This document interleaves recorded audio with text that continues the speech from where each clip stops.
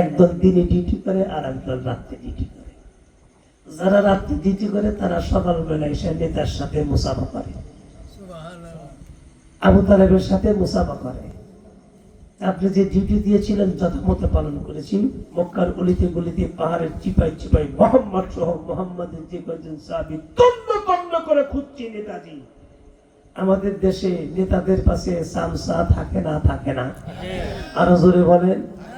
কত নেতা, কত সামসা, কত ওয়ার্ড সভাপতি, কত ইউনিয়ন সভাপতি, জেলা সভাপতির কাছে, থানা সভাপতির কাছে আমার বন্ধুরে কেউ মাছের ডালা নিয়ে যায়, কেউ আমের ডালা নিয়ে যায়, বড় বড় মাছ কিনা নেতার কাছে নিয়ে যায়। মিষ্টির খাপ লইয়া গেছে, মিষ্টির খাপের মধ্যে রসগোল্লাও নাই, চমচমও নাই, 1 লাখ টাকার 3টা ভান্ডি মিষ্টির খাপের মধ্যে আসেন। গেছে না ওদিকে? গেছে না? ও মনে করছে যে হয়তো টাকার মনে দামি চমচম নিয়েছে, খুলে দেখে 1 লাখ টাকার বান্ডি, এটা আরো দামি চমচম। আছে না? নেতার সাথে ভাব জমায় যাতে নেতা কাম কাজ ব্রিজ কালভার্ট থম্বা টম্বা যাতে খাইতে পারি। আছে না ভাই? এরকম আছে না? ওই নেতারা ওই আবু জেহেলের সময় ছিল, আবু লাহাবের সময় ছিল, আবু তালেবের সময় ছিল। সারা রাত ধরে ডিউটি করে একদল যায় সকালবেলা আবু তালেব নেতাজি আবু তালেব সারা রাত প্যানেল প্রোগ্রাম করেছে। এ বন্ধু আবু তালেব বন্ধুরে সকাল 10টা বন্ধু 8টা বন্ধু ঘুমায়, নেতারা যা ডাকে বন্ধুরে আবু তালেব সারা দেয় না। এই সামসাদের মধ্যে আমার বন্ধুরে কতগুলা পিচ্ছি বাহিনী আছে। আবু তালেবকে যখন ডাকছে বন্ধু যখন সারা শব্দ পায় না, একজন ঘরের চৌকাঠের উপরটা উকিতে দেখে আখির জামানার পয়গাম্বার আমার আপনার নবী আবু তালেবের বিছানার মধ্যে ঘুমাইতেছে। অতি নেতার মাথা গরম, মেজ নেতার মাথা গরম। আমার বন্ধুরা ওই নেতা দেখার পরে সকল নেতাকে ডাকছে এই দিকায়, কাকে আমরা ফলো করি, কার ডিউটি করি। আবু তালেব তো পাক্কা বাটপার বলে কেমনে? ভাই মোহাম্মদ আমাদের ধর্মের দুশমন, জীবনের দুশমন। মোহাম্মদকে কয় বাঞ্চাবন আমপুর আমরা নিয়ে আসবো, তোরা ধরবি। ওই দেখ আবু তালেবের বিছানার মধ্যে কে ঘুমায়। সকল নেতারা উকিতে দেখে বন্ধুরে আল্লাহর পয়গম্বর আবু তালেবের বিছানার মধ্যে ঘুমাইতেছে। আল বেদানা গ্রন্থের তাফসীরের মধ্যে লেখা বন্ধুরে এমন সময় একজন পাতি নেতা আবু তালেবের জোরে একটা চিৎকার দিয়ে ডাকে, আবু তালেব! আবু তালেব রাজপ্রসাদ কোন বেদক? আমি বেদক। চিল্লে পালা খরচ কাটি বাসার নিচে এসে, তুই তো পাক্কা বাটপা, এতক্ষণ পর্যন্ত আপনি থাকলে কিছু, এখন তুই পাক্কা বাটপা। আবু তালেব মুখ সামলা কথা বলি, মুখ সামলা বললাম, তুমি কিসের কুসুর নেতা? আমাদের বউ বাল বাচ্চা ফেলে শীত নাই, গরম নাই, মক্কার জমিনে পাহাড়ের টিপায় চাপায় রাত নাই, দিন নাই, রোদ নাই, বৃষ্টি নাই, 24 ঘন্টা তোমাদেরকে ফলো করি। আমরা মোহাম্মদ আমাদের ধর্মের দুশমন, জীবনের দুশমন। মোহাম্মদকে মারবার দিক কিলার দাও, পরে উবুটো করে আমাদেরকে আশ্বাস দাও। তোমার ঘরের মধ্যে ঘুমাইতেছে কেন? আবু তালেবের মাথা নিচু হয়ে গেছেন। পরিশেষে ডাক ডাকায় বন্ধুরে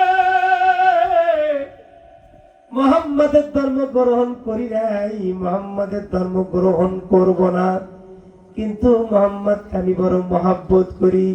জবান খুলে গলার আওয়াজ সোজা করে বলেন না মারহাবা, আর একটা আওয়াজ দা বলেন না মারহাবা লিল্লাহ।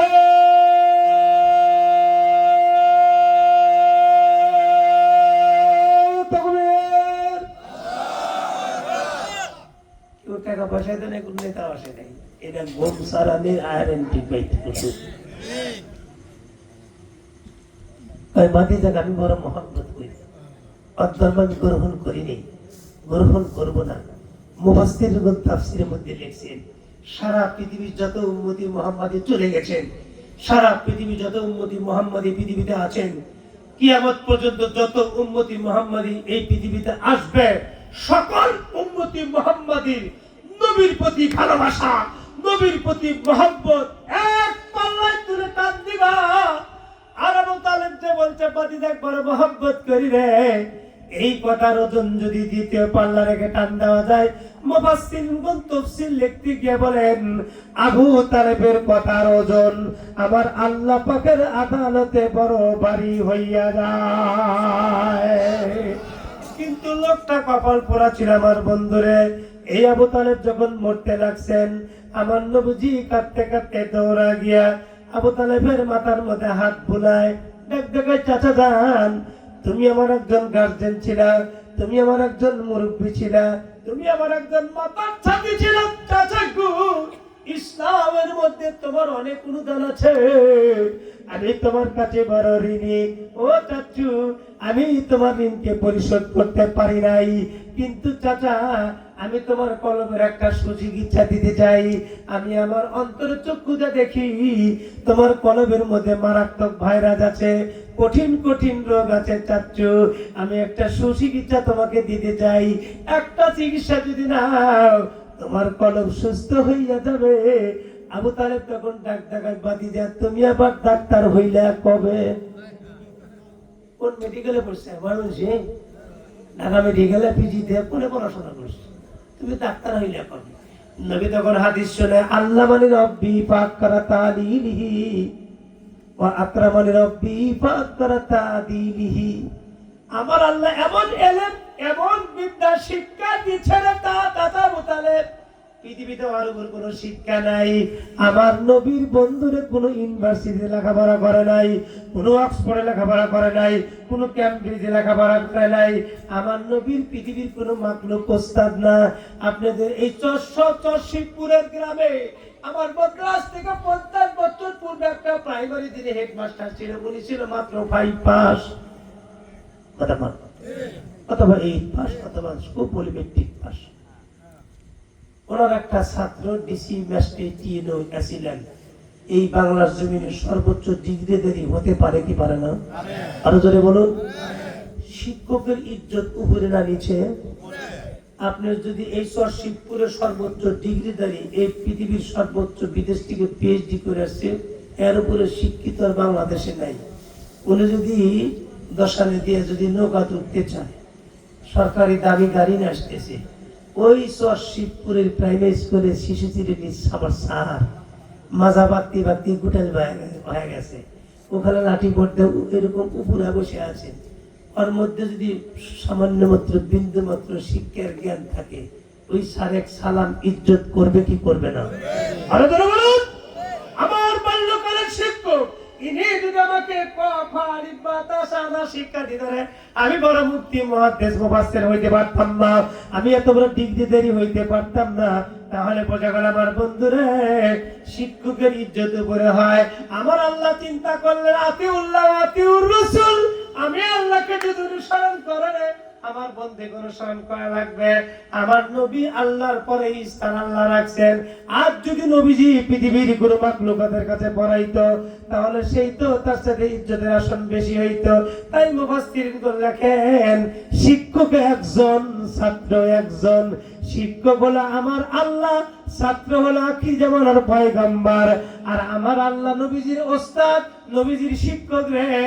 আল্লাহ যখন তার ছাত্রকে জ্ঞান দিছে, কম দেয় নাই।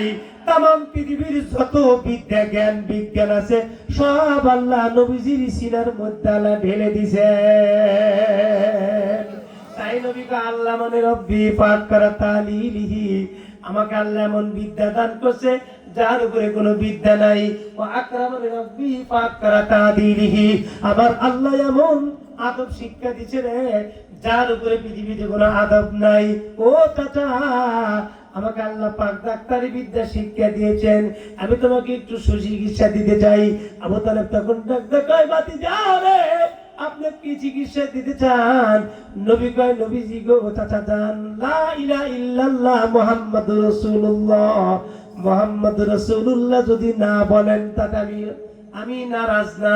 আমাকে ভালোবাসেন, নবী হিসাবে স্বীকৃতি দিচ্ছেন বলেই তো আমাকে নিজের সন্তানের চাইতে বেশি মহব্বত করেন। আমি যে নবী এইটা আপনি বিশ্বাস করেন, আপনি শুধু তাওহীদ বিশ্বাস করেন না।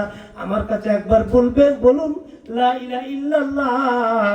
আমি কঠিন কিয়ামতের আদালতে সকলের অগ্রভাগে গলায় গামছা লাগাইয়া আল্লাহ পাকের 8টা জান্নাতের মধ্যে দামি জান্নাতটা তুমি চাচাকে দিয়া উদ্বোধন করা দেব। আবু তালেব তখন করে চাচা ভাতিজা আমাকে একটু বসান।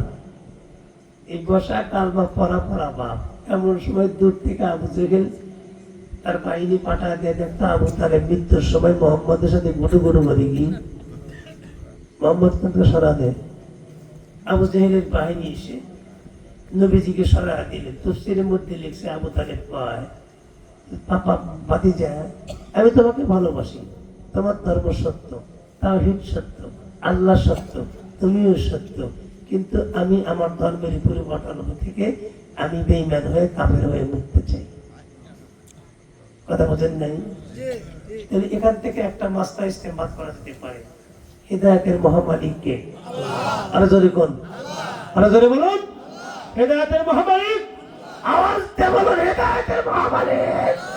হিদায়াতের চাবিকাঠি একমাত্র কার কাছে? হিদায়াত নবীর কাছে নাই। আমরা বিভিন্ন জায়গায় যাই, অলির দরবারে যাই, মাজারের দরবারে যা বন্ধু আমরা সেখানে হেদায়েত তালাশ করি, কিন্তু এই কথার দ্বারা বোঝা যায় আমার বন্ধুর হেদায়েত যদি নবীর হাতে থাকতো, নবী তার চাচা আবু তালেবকে হেদায়েত দেওয়ার জন্য কম চেষ্টা করে নাই। নবীজি মসজিদ নববীর বারান্দার মধ্যে বসে বসে আমার বন্ধুরে সাহাবায়ে কিরামদের সামনে ওয়াজ করার বলে, সাহাবীরা রে, আমার চাচা আবু তালেব বেঈমান মরছে না, ঈমান ছাড়া মরছে, খবরদার আবু তালেবকে নিয়ে তোমরা সমালোচনা করবে না। আমি আপনাদের কাছে একটা বিষয় জানতে চাই, আমাদের মধ্যে বিভিন্ন মানুষের মধ্যে আবু তালেব নাম আছে না নাই? আরো জোরে বল। কিন্তু বন্ধুরে আবু জেহেল বন্ধুরে কাফের, আবু তালেব বন্ধুরে কাফের, দুইজনই জাহান্নামী। আবু তালেবের নাম মানুষ ব্যবহার করে, আবু জেহেলের নাম এদেশে আওয়ামী লীগ, বিএনপি, জাতীয় পার্টি, সরমোনাই, ফুরপুরা, দামবাগ, কুতুববাগ, রাজারবাগ, সালারবাগ, ন্যাংটা বাবা, কাদা বাবা, দয়াল বাবা, গরম বাবা, ঠান্ডা বাবা, খাটো বাবা, লম্বা বাবা, দলা বাবা, কালা বাবা, ন্যাংটা বাবা, পাগল বাবা।